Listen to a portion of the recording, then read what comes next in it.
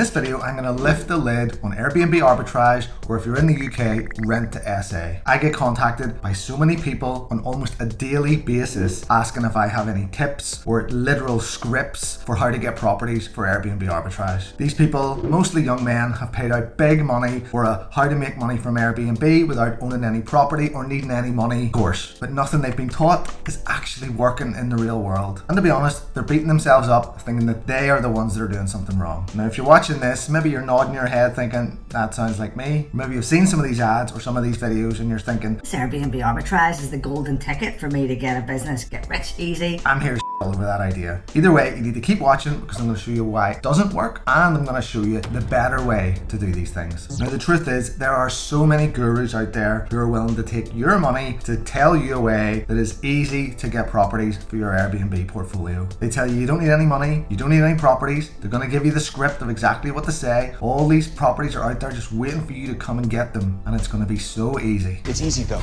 It's easy. But in reality, it's so hard to actually make this model work. So if you don't know what Airbnb Arbitrage is, in a nutshell, it's you finding a property that's on a website that's for let. You then let that property with the property owner's permission, and then you sublet it by running it as an Airbnb. The property owner themselves gets a guaranteed rent of what they wanted. You then get a property that you're paying a certain amount, but then any income or profit that you make above that is yours to keep. It sounds easy and it sounds like a win-win for both parties. And to be honest, probably back in the day when this method first came around, it actually did work for both parties. But once a few people got wind of it, the gurus started coming out and started selling courses and training people of how it was so easy to do and an easy way to make money. Probably then what happened is a lot of idiots came along and just completely ruined it for everyone. So the first thing that I don't know if they tell you in these training courses, but I know from first-hand experience of speaking to clients, maybe I've spoke to you, is that it's so hard to get past a gatekeeper of a letting agent.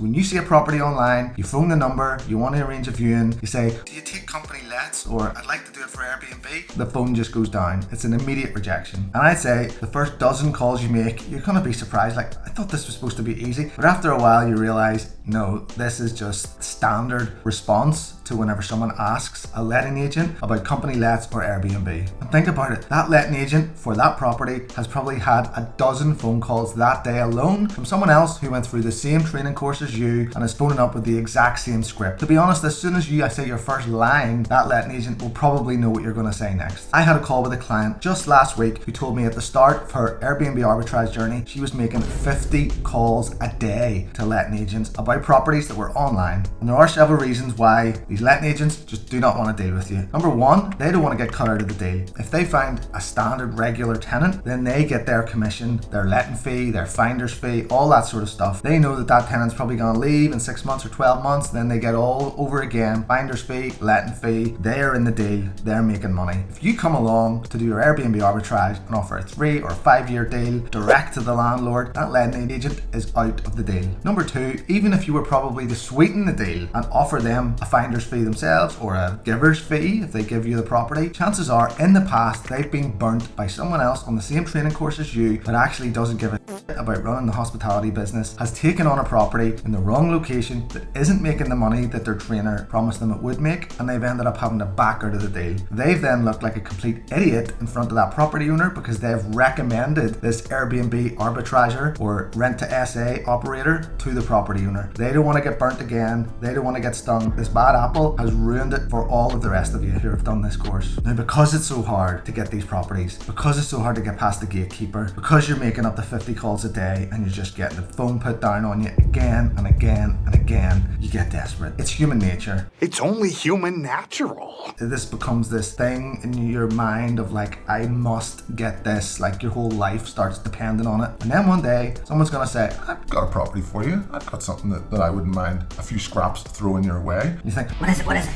Give me it, I'll take it. Whatever it is, I don't care, I'll take it. and you end up taking a property that you definitely would never have taken if you had multiple options there. It's a property you know won't make the money that you need. It's a property you think, will this even cover the rent? It's a property that you're looking at going, this place looks absolutely shit. But it's the only property you've got, so you take it. And then the worst happens, where you spend a load of money improving how that property looks, you set it live on Airbnb, and no one books it because it's not in a very good location, it's not big enough, it's just not right for Airbnb, but it was the only one, so you took it.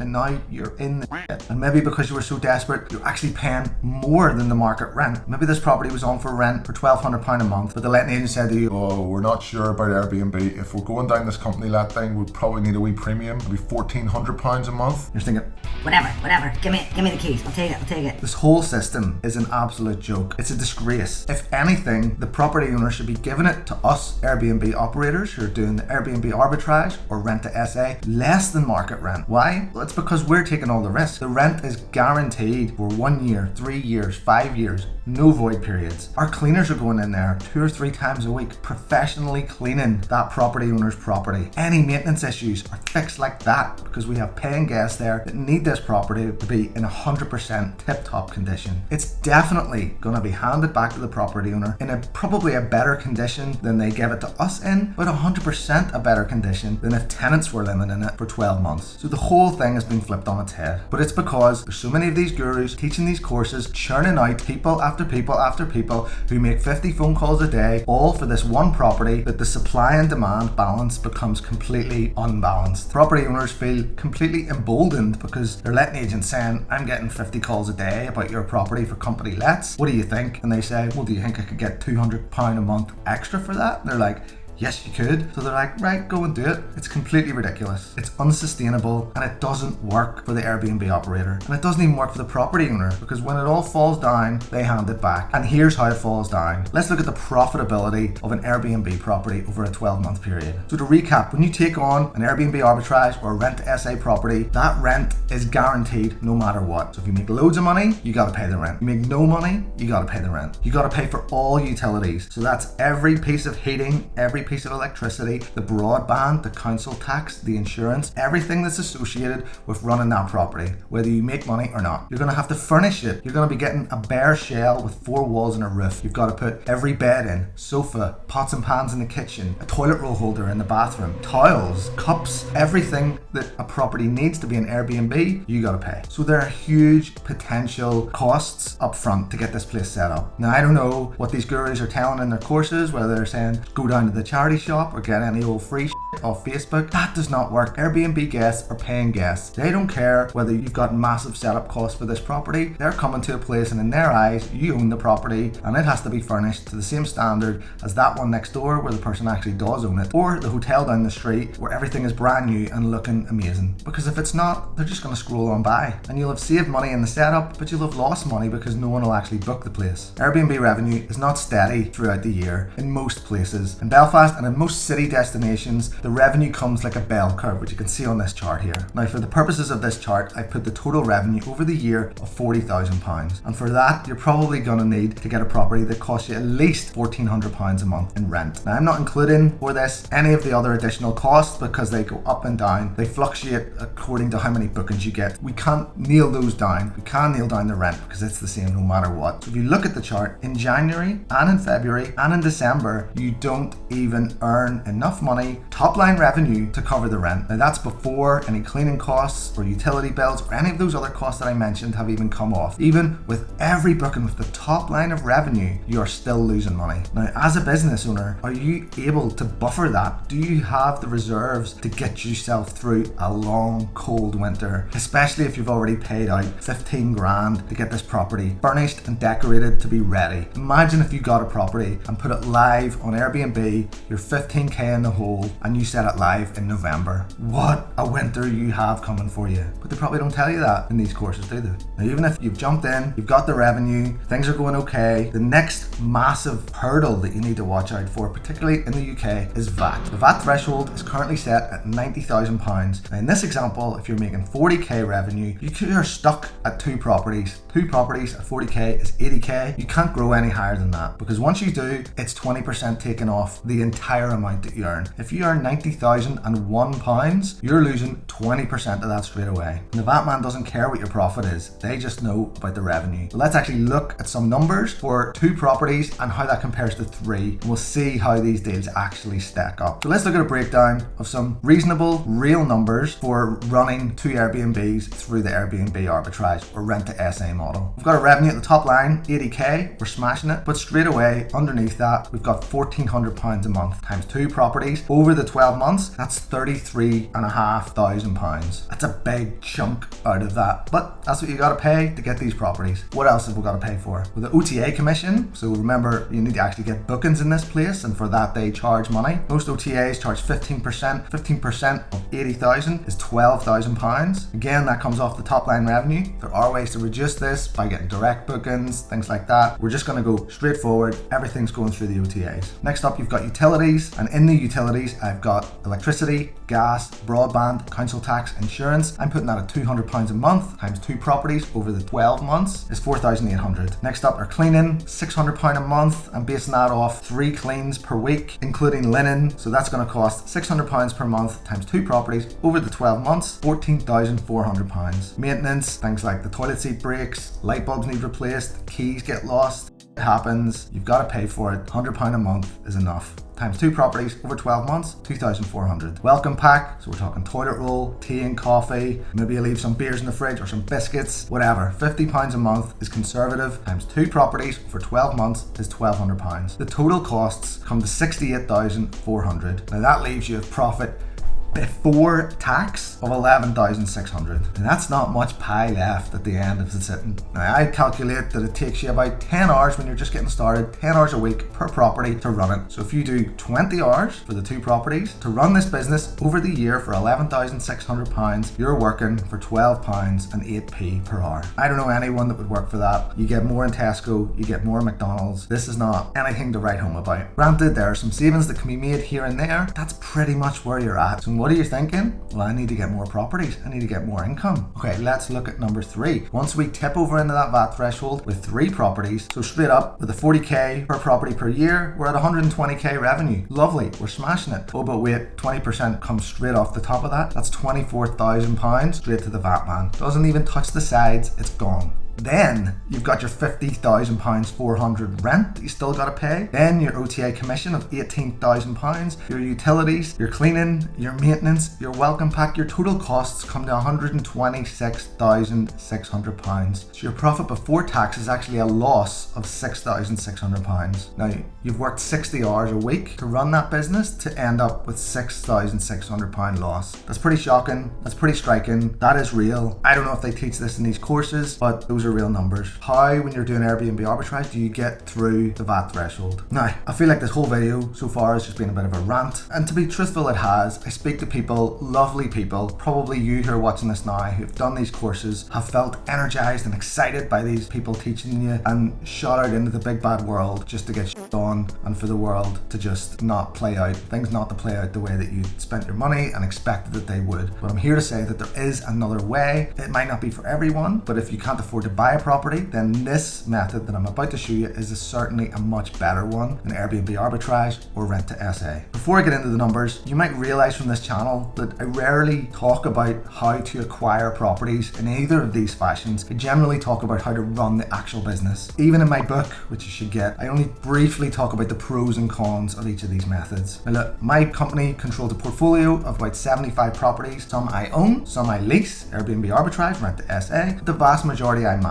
And the reason I don't talk too much about these methods of acquiring properties is because I'm not in the business of get rich easy, and I don't want to be associated in any way with the shady characters out there who are just promoting. That's the only thing that they say. You know, you do their course, 90% of it is how to get the property, and there's like 10% of how to run the actual business. In reality, it's completely the other way around. Once you get a property, the hard work begins. Then you've got to actually run the business. The money just doesn't start churning out as soon as you get a property. Anyway, the other method I want to show you is the co-hosting or the property management method. In this method, the risk is spread far more. So in the R2SA or arbitrage method, the risk is all on us as the operator, because in a slow month, the property owner says, you pay me. Whereas in the management method, because we take a commission of the total revenue, we have no fixed liability to that property owner. So we win and lose together. In the good months, we all do well, and in the quiet months, we're not like held over the coals, like upside down to shake the change out of our pockets. So let's look at some numbers for those same 2 properties, but on a managed basis or co-hosting basis. So in the co-hosting or the managed method, you're still going to end up with that £80,000 revenue from those 2 properties. Now crucially, that 80k belongs to those property owners, whether that's one or both of them. That money, that £80,000 is not yours, that's theirs. You're going to process it and then pay it back out to them, and for that you're going to charge just a commission, and if it's 20%, which is a standard enough commission for managing someone's properties, that's going to come in at £16,000. That's your cut of that. And this is where it gets interesting. There's no rent, zero fixed liability, remember, but all the running costs that we talked about before still exist, are still the same amount, but it's not your problem. This is the client, this is the property owner that pays for these. Remember, you're only taking 20%, the other 80% covers the running costs. So your profit before tax is just literally the number you just saw, the £16,000. That's your profit. Now, that is such a lean model. Now, straight away we can see that compared to our previous example, you're actually £4,400 up than what we were doing before whenever we were paying the rent. And if you still spent that 20 hours running the business and you divided that up over the year, your hourly rate is now £16.66.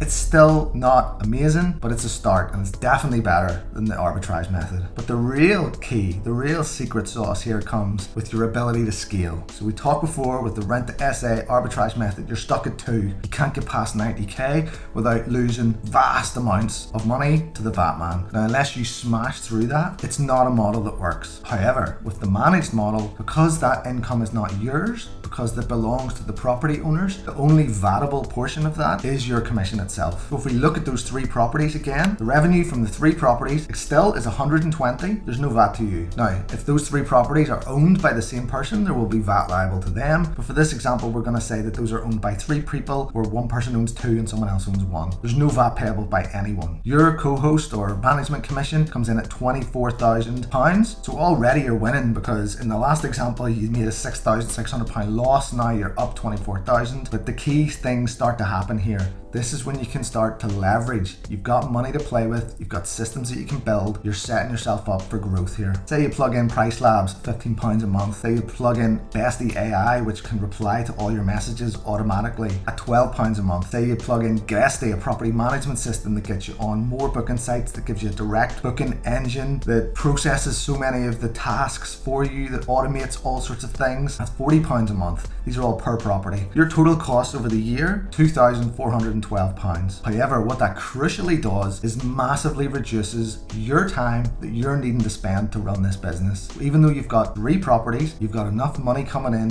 that you can start to systemize and automate, get stuff off your plate, so the time actually invested drops significantly. If it takes you 15 hours a week to run this business of 3 properties, then your hourly rate has jumped. So you had with 2 properties, it was £16.66 per hour. Now with 3, it's up to be nearly £30 an hour. And the beauty is, the more properties you plug in here, I mean, you can get to 11 properties. If you're talking about this commission where you're getting 8k per property per year, if it's generating £40,000 and you're taking a 20% commission, you can get to 11 properties. So you can be earning £88,000 a year, which is still below the VAT threshold, and you can have some serious income that you can be systemizing into people, tech, automation, so that you can be running this business with barely any hours per week, and so much of it is just pure profit. And that's the financial side of it, and I do genuinely think that that is an easier and better way to make money with less roadblocks and things to trip you up along the way. But let's talk about the actual structure of it. Now you might be thinking, yeah, 11 properties. How am I going to get 11 if I have to make 50 calls a day for weeks just to get one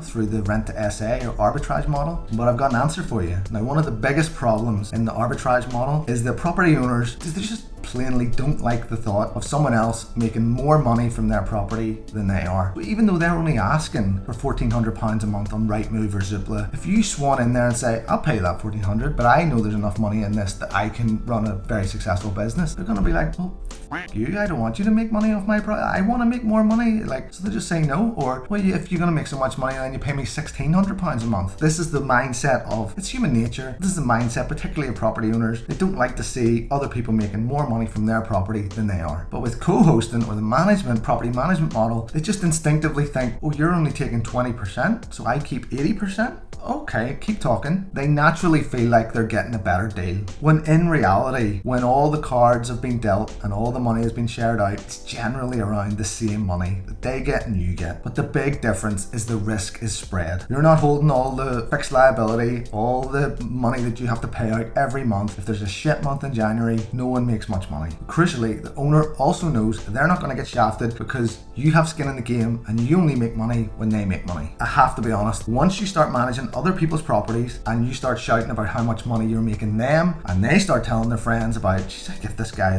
he only charges 20%, and like, he just pay, all I have to do is like give him the keys and I just get money in my bank account every month. The word of mouth is going to spread and people are going to be bashing down your door to give you their keys for their property. The balance has shifted all over again back to favor us as the operator because it's a more open, honest, transparent way to run this business. It honestly becomes all red hot inbound leads, and you genuinely will get so many in that you'll start to become very, very picky about which ones you bring on. So the ones that if you were in the arbitrage model and you'd done 100 calls in an afternoon and someone threw you a scrap of some place in a dodgy area of town, you would definitely would have just said, okay, I'll take it. When it's the management model, you just say, no thanks, don't need it, because you've got 10 more in the pipeline ready to come on. And if you apply that going forward, in a few years, you could end up where I am. This year, we made over £4 million in bookings, and I learned some stuff. And if you want to learn from my mistakes and get yourself ahead quicker, the next thing you want to do is watch this video. I hope this video has been helpful. If you've been on one of these gurus courses and you've been told about the beauty and the benefits of arbitrage or R2SA, and you feel all that glitters is not gold and you've got some value from this video, please leave me a comment. Let me know if this has helped you. I hope it has. I just hate speaking to people on calls who have just been sold a dream that in reality does not work. I'll see you in the next video.